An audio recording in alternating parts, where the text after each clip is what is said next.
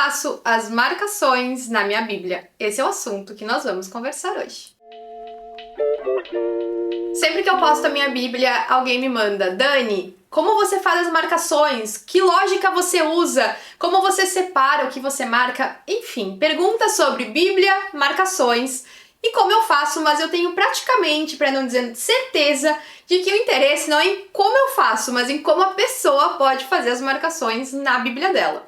Então, depois de muitos pedidos, venho aqui dizer como eu faço as minhas marcações e eu espero que isso te ajude, inspire a você também, se você acha que isso vai te ajudar a fazer marcações na sua Bíblia. Mas antes, deixa eu me apresentar. Eu sou a Dani Cadori, eu sou teóloga, escritora, design de moda e aqui na internet eu compartilho sobre Jesus e a palavra.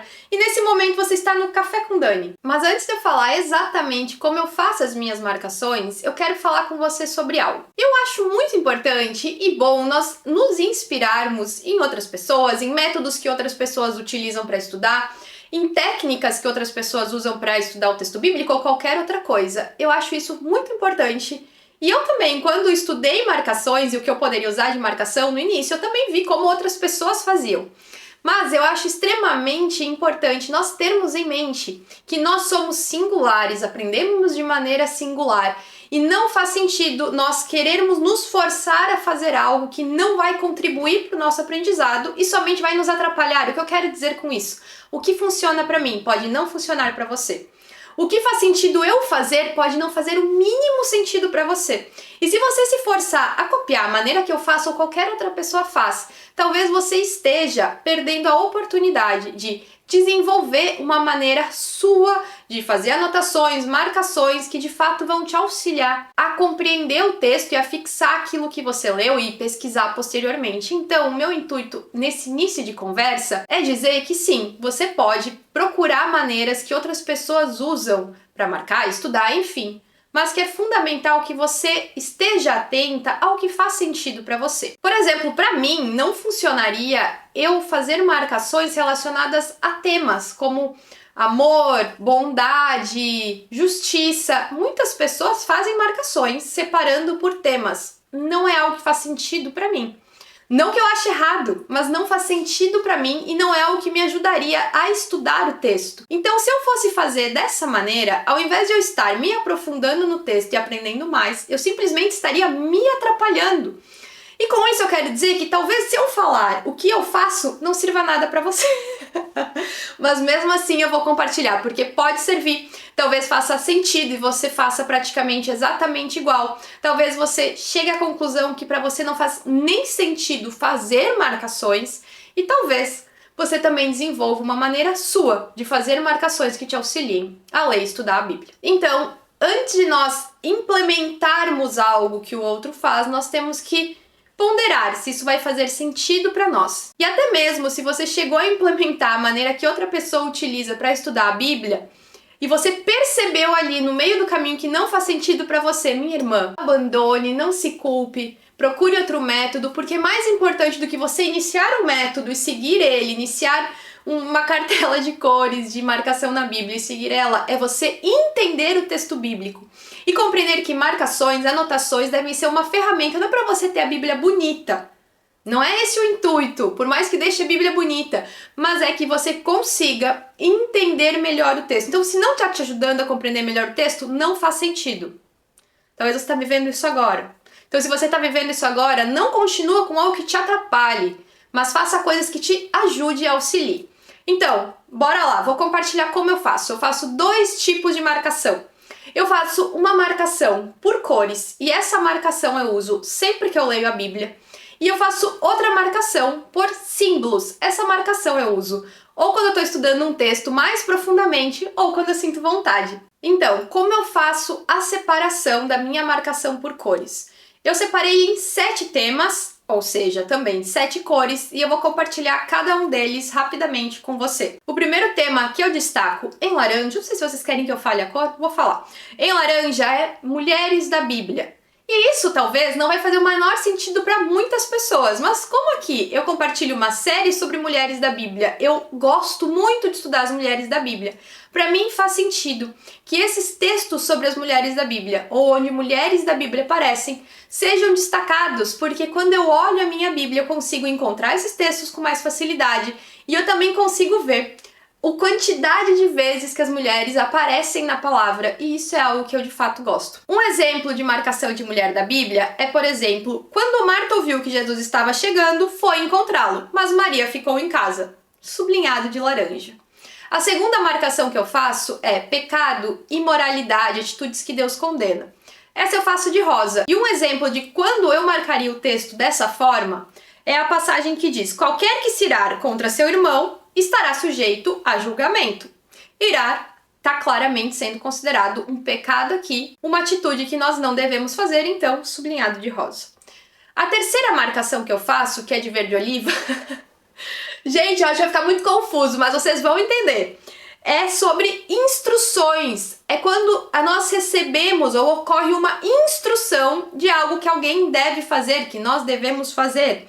Por exemplo, seja o seu sim, sim, e o seu não, não. Isso é uma instrução para nós. Marcado de verde oliva. A quarta marcação de cor que eu faço é sobre Deus, atributos de Deus, características de Deus, amarelo. Então, quando nós lemos, por exemplo, assim: o teu amor, Senhor, chega até os céus e a tua fidelidade até as nuvens, eu destaco porque isso está revelando uma característica de Deus, sobre o amor de Deus. Então, aqui, sublinhado de amarelo. A quinta marcação de cor que eu faço é sobre esperança / milagres, eu sublinho de bege. Quando eu leio algo sobre algum milagre que aconteceu ou sobre versículos que são versículos que eu chamo de fontes de esperança, como por exemplo: mudaste o meu pranto em dança, a minha veste de lamento em vestes de alegria. Isso é um versículo de esperança. A sexta marcação de cor que eu faço é ponto central da história, esse eu sublinho de verde. Ponto central da história são aqueles pontos-chave.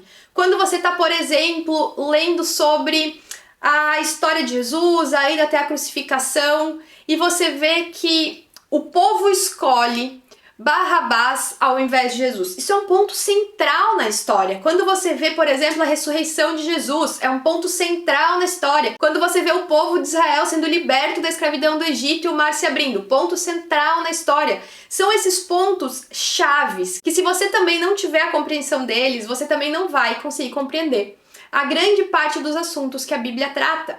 Então, isso eu chamo de ponto central e eu gosto de evidenciar e destacar ele. O sétimo ponto que eu destaco são as doutrinas. São aquilo que é base para a nossa fé. Por exemplo, quando nós lemos sobre a ceia, sobre o batismo, ou algum versículo que também nos revele um ponto fundamental para a nossa vida de fé, para a base da nossa fé, como por exemplo: portanto, se o Filho os libertar, vocês de fato serão livres, que é uma doutrina que nos revela que a nossa liberdade está no Senhor.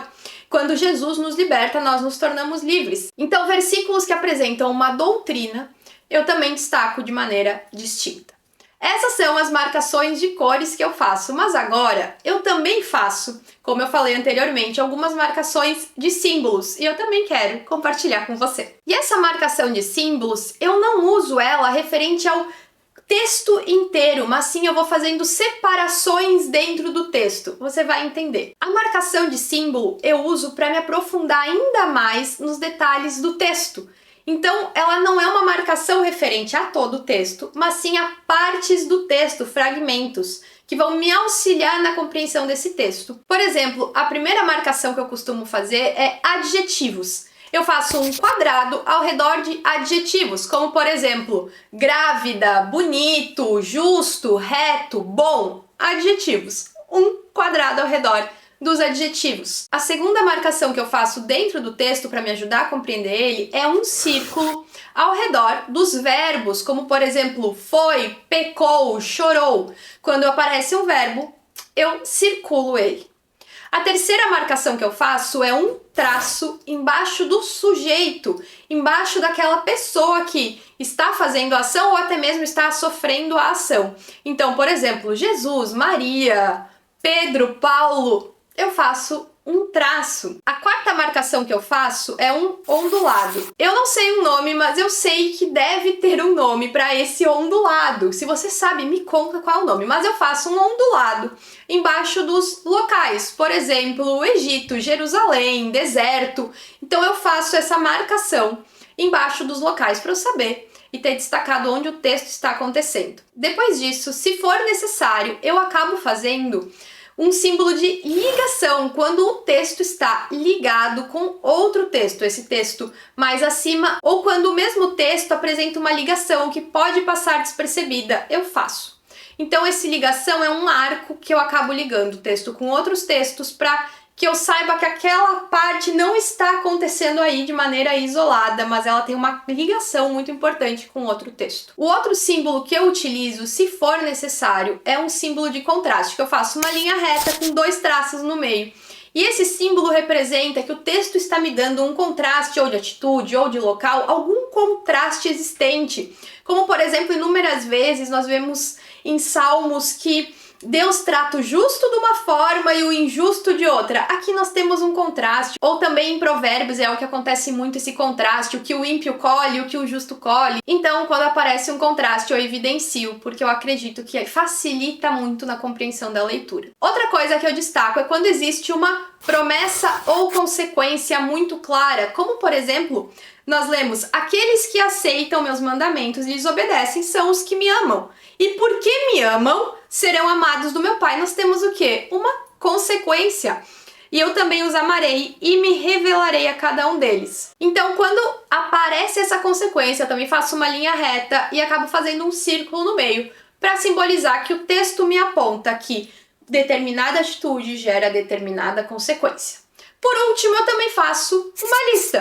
Quando aparece, por exemplo, textos que listam atitudes, listam consequências, listam pecados, eu enumero ao lado de cada item um númerozinho em ordem, como, por exemplo, nos frutos do Espírito Santo. Eu vou enumerando para que então eu entenda melhor essa lista. E essas são as 2 maneiras que eu marco a minha Bíblia. Se vocês tiverem interesse, me contem, eu posso fazer essas marcações algum dia em um vídeo de maneira prática para vocês verem como funciona. Mas eu acredito que já ficou bem explicado e que você já pode tirar ideias de como você pode fazer marcações. Acho legal falar, porque muitas pessoas que me seguem perguntam qual Bíblia eu uso. Vou mostrar, peraí. A crente tá sempre com a Bíblia perto. Eu uso essa Bíblia aqui de anotações da Thomas Nelson. O nome dela é Sua Bíblia, tá? Se você procurar por Sua Bíblia, você vai encontrar ela. Essa é a letra grande, então ela tem só uma coluna. Tava olhando, estava aqui enquadrado, tá, né? Então ela vai ter só uma coluna do texto, um espaço para anotações. Por ser uma Bíblia de anotação, ela vai ter as folhas com uma gramatura maior do que outras Bíblias. E isso significa que não vai transferir tanto para o outro lado aquilo que você vai marcar. Então, se você está querendo trocar a sua Bíblia, essa é uma boa opção, eu gosto muito dela. Aliás, foi um sacrifício trazer ela do Brasil para cá, mas chegou e chegou bem. Obrigada a todos os envolvidos. Então, essa também é a Bíblia que eu uso, já que vocês me perguntam bastante. A segunda pergunta referente aos materiais é qual caneta eu uso. E agora vem a notícia triste. Quando eu fazia faculdade de design de moda, tinha uma marca que era obrigatório comprar. Assim, no design de moda que eu fiz, sabe que nem quando a criança vai pra escola e ela recebe uma lista de materiais e vem a marquinha do material ao lado? Pois bem, aconteceu a mesma coisa. E aí eu tive que comprar canetas de uma determinada marca, que é a Tombow, que é uma marca excelente, só que no Brasil ela é extremamente cara. E quando eu me mudei pra cá, eu descobri que aqui ela é muito acessível. Ela, obviamente, não continua sendo as mais baratas, mas ela é uma caneta muito possível de ser comprada. No Brasil, ela acaba tendo um preço muito elevado, infelizmente. E no Brasil, eu usava lápis de cor, que super funciona. Se você não quer que transfira para o outro lado, usa lápis de cor. Se você vier viajar aqui para Espanha, compra as canetas da Tombow. Então, respondida a pergunta, as canetas que eu uso são dessa marca, elas são ótimas, elas praticamente não transferem para o outro lado da folha, elas são à base de água, mas infelizmente no Brasil ela fica bem mais cara do que aqui. Então, mas se você quiser investir, elas duram bastante também. Olha, eu acho que eu já usei uma caneta por um ano inteiro, riscando toda a Bíblia, a mesma caneta, só usando uma cor e durou bastante. Mas diante disso, eu também preciso falar de algo que eu acho que eu nunca falei aqui no canal, só lá no Instagram. Nós muitas vezes podemos olhar para o que nos falta para que nós façamos um estudo bíblico. E você pode olhar e pensar assim, eu não vou poder estudar a Bíblia porque eu não tenho tal Bíblia, porque eu não tenho tal caneta. E nós acabamos tendo muito acesso ao que os outros têm, ao que os outros fazem, ao que os outros conseguem fazer. E nós podemos começar a achar que o que nós temos é insuficiente. Minha irmã, se você tem uma Bíblia, aquela Bíblia bem velhinha, que as páginas estão amareladas, ela é suficiente. Você não precisa nada além dela. Porque a revelação do Senhor, ela não vem através da caneta que a gente usa. Se a gente usa a Bíblia com a capa bonita, ou se a capa da nossa Bíblia não é tão bonita. Não é isso que importa. Existem pessoas que podem ter todos os materiais do mundo e não ter uma relação com o Senhor. Existem pessoas que podem escrever com um lápis velho na sua Bíblia e ter revelação da palavra, entendimento e crescer na palavra. Então não viva na lógica do me falta isso para eu estudar e ler a Bíblia. Não te falta. A não ser que você não tenha uma Bíblia, mesmo assim você tem acesso à internet, você pode ler pelo celular. Então não viva com esse pensamento mentiroso de que você precisa ter isso para estudar a Bíblia, você precisa ter algo.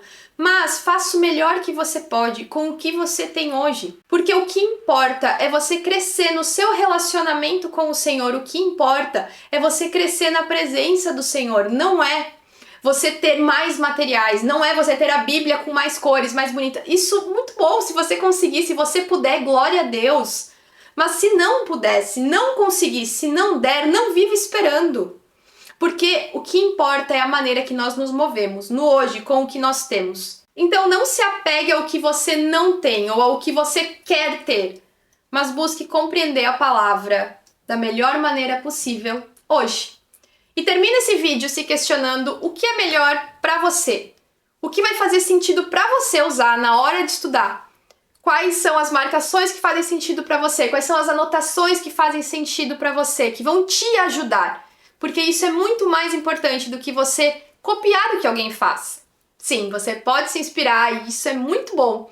E eu espero que esse vídeo te dê ideias do que você pode fazer para te ajudar. E não que você fique presa querendo seguir padrões de outras pessoas que talvez podem ser prejudiciais para você.